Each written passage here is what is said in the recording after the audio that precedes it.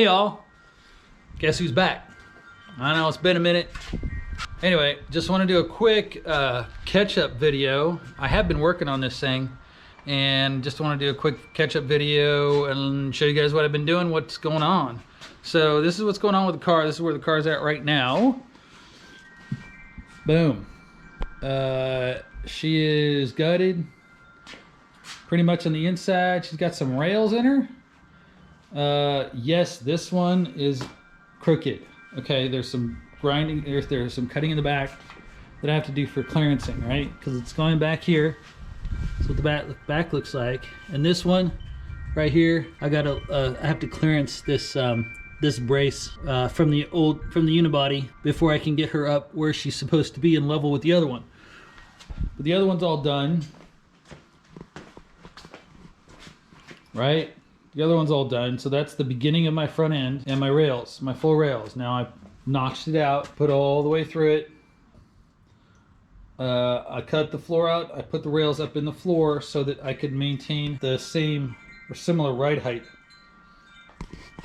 that I had before.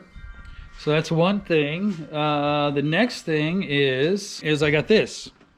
I got the front end for it. This is the Mustang 2. I don't know if I mentioned it on the other videos, but I ordered this kit, which is the Mustang 2 front end. I ordered it from Paul Horton's. Here we go, right here. This guy, Paul Horton's Welder Series. They make do-it-yourself front end kits. They're Mustang 2 based. They use them for like older cars, so you can put better front ends and get rid of leaf spring front ends, stuff like that. I chose to do it on this car because there was a lot of damage, rust damage in the front shock towers, and I didn't want to mess with trying to find 240s SX shark cartridges or front components. I believe this is a cheaper way to go, and I feel like it gives me more durability and more tunability because I'm going to have a front A-arm suspension. I have all this stuff here in these two boxes. I have upper and lower A-arms. I have hubs and discs. Those will actually do either Ford or Chevy pattern.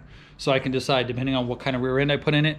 I'm thinking about putting a 9-inch, having one built. So if I have a 9-inch, then I have a Ford bolt pattern.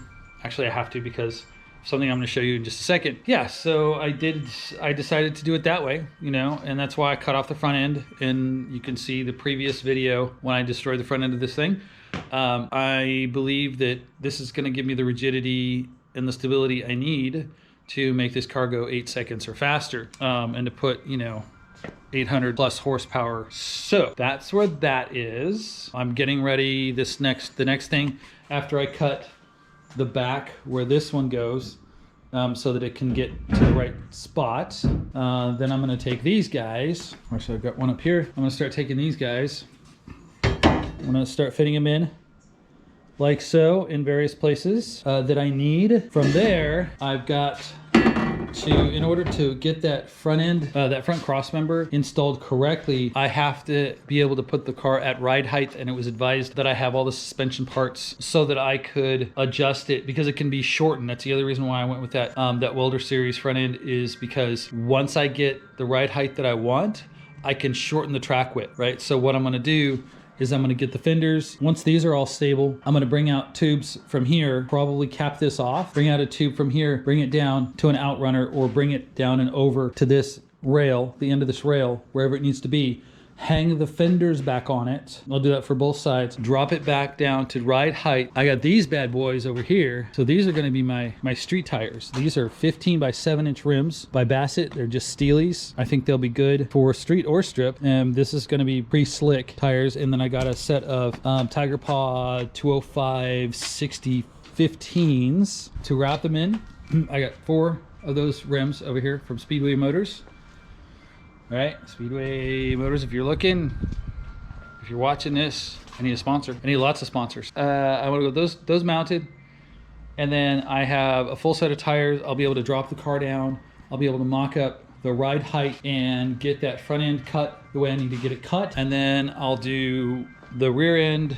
I'll have one built, or get a 9-inch, have it shortened. Then I can mock that up. I'll do a 3-link suspension, rear suspension in the back because there's not a whole lot of space back there, right? And I want to preserve the back seat area. I don't think I'll put the original bucket seat back in, but I have an image of maybe a couple of Kirkies back here or something, because I want to have passengers. This is going to be a street car as much as it's going to be a strip car, and I want to be able to have passengers. I want it to be a sleeper. I want it to be rolling down the street looking just like a badass 510, and then when I open those valves up and you hear the full throatiness of the LS engine, then people will be like, I mean, what the heck? That's kind of how my other Datsun was, my 710. I got a little bit of cutting to do. I might put a little bit of some of the making of these. They're not finished either, because what else I'm going to do for these is for strength. I also made a bunch of these guys. These gussets, right? And I think what I'll do, I've been thinking about it, and I think I'm actually going to drill a hole in these guys, because I have enough to go on each joint. I'll drill a hole, and then I'm going to put it like that, right, on both sides, unless there's a clearance issue. But I'll probably put them like that on both sides across each seam. Put one on that side, one on this side, you know, and then weld them. I'll put a hole in the middle so I can do a rosette weld, and then I'll weld all the way around the outside just for extra strength. Not that I don't trust my welds. I think I did pretty darn good, and everything is pretty straight, you know, just for extra. You know, the insides I'll do cross member. A lot of this tunnel's probably gonna come out to get the engine to the place where I want to get it. I'm still gonna put like a driveline hoop in and more cross members and stuff like that. That's gonna be it for this video. Please like and subscribe. I got 30 subscribers. Woo! Subscribe, like, and share. Right? If you like this content, if you see value in this content, if you just want to support me because you're cool like that, then help me support the channel. If you happen to be make parts, or if have any ideas, leave them in the comments. Send me suggestions. I'm gonna keep doing this. And again, I apologize for the space, the gap, I guess. But you know, life got in the way. It happens. I'm gonna keep at it. I definitely got to get this thing on the road. Peace.